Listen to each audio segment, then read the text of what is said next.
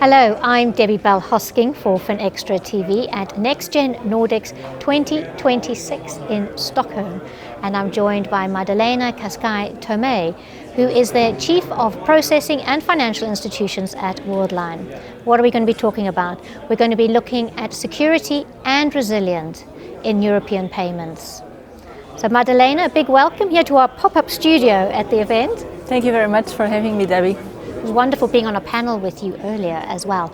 So let's get on to what role, because we're talking a lot about resilience. There's a lot here about resilience and security.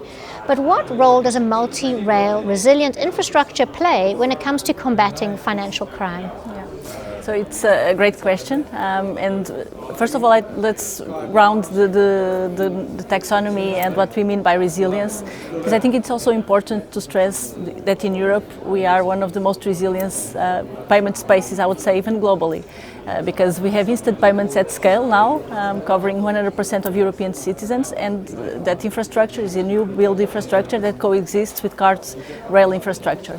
But that also means that in order to be, so that's already, I would say, a very strong ground of resilience, the fact that we have retail instant payments infrastructures that coexist and in which we can have the different use cases. Of course, one might argue that instant payments still need to advance more into the point of interaction in order to cover all the use cases. It's the fact that in some countries, namely here in the Nordics with Vipps Mobile Pay and with Switch, probably is more advanced than in other regions, but there is still some grounds to cover there. Nonetheless, it's also important to make sure that in terms of financial crime, cybersecurity, but also anti-fraud, that we bridge the gap and then to make sure that we act in a multi-rail type of perspective, because in order to combat fraud and to combat cybercrime in financial institutions and in payments, we need to make sure that we have the same level of security regardless of the infrastructure, regardless across the use cases and across the consumer and the end-to-end merchant perspective. And that's actually one of the areas that we are advancing the most, is to make sure that our instant payments and more importantly our anti-fraud solutions and platform are multi-rail. And for that to happen, it's not only a matter of technology. I think the technology is there, namely the AI technology, is to make sure that the models, the data governance, the data cleaning, the data quality, but also the interactions enable that we have this 360 perspective across the different touch points. It's not just technology, but it's the process and the interactions, yes, absolutely, between the different connections. And in many cases is the data governance, even within the financial institutions, to make sure that the data is widely available, and also that the solutions are thought not by rail, but by end consumer perspective and by consumer journey perspective, regardless of the infrastructure. Exactly, and you've brought us just to data there, and let's look at data resilience, because you often hear people say you need to work from a good data foundation, but how does machine learning strategies like upscaling federated learning, for example, how does that go somewhere towards creating stronger data resilience?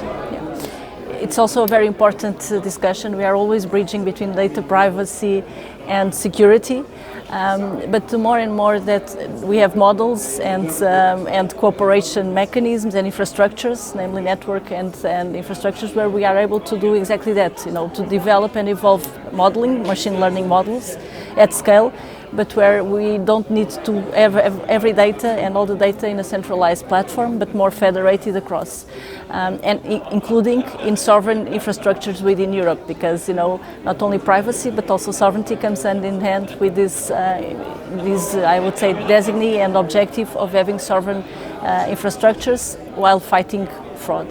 And for that, as Worldline, we are also advocating for an intelligent or smart orchestration of the different components. One might even use large-scale modules that are global, but to make sure that we land these models in a European sovereign cloud with either centralized but also with decentralized data models and data pools, where we can exactly federate the knowledge and continue to advance in combating anti-fraud, developing the best models.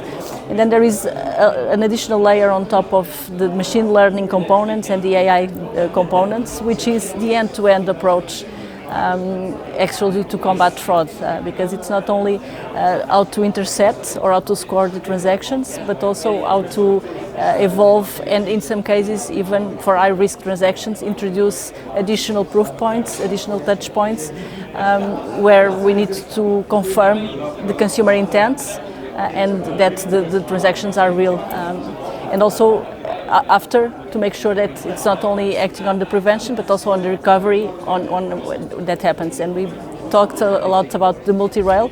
I think it's actually an area where instant payments also need to catch up, because some of the rules, some of the mechanisms that we have in card rails, like the dispute, chargebacks, also need to be leveled so that we ensure that we comprehend the anti-fraud and the security elements across the end-to-end consumer journey.